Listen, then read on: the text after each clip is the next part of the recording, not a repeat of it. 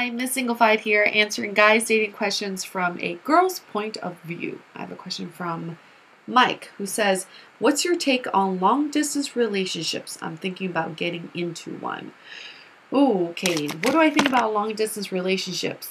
Come on, guys. The whole point of being in a relationship is to be physically around each other, to have that companionship, and to have an activity partner. I'm not saying that long distance hasn't worked for other people. What I'm saying is, from what I've seen, it rarely has worked out. And it's not about distance, it's about not fulfilling expectations. So if you're thinking about getting into a long distance relationship, you should discuss with your partner, one, what are we getting into here? How long is this going to be for? Is there an expiration date? Two, what are the next steps? Am I going to move to you? Are you going to move to me? Are we going to move somewhere together? And three, what's our reward when this long distance ends?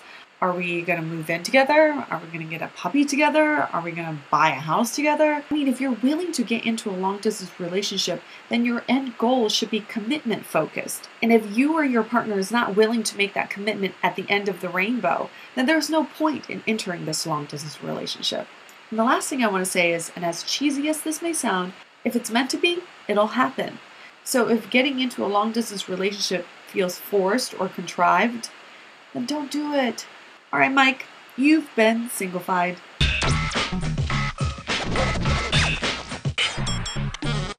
I'm going to say something a lot of you won't want to hear, but I believe long distance relationships are for people who are not that into each other, but who would rather not be alone.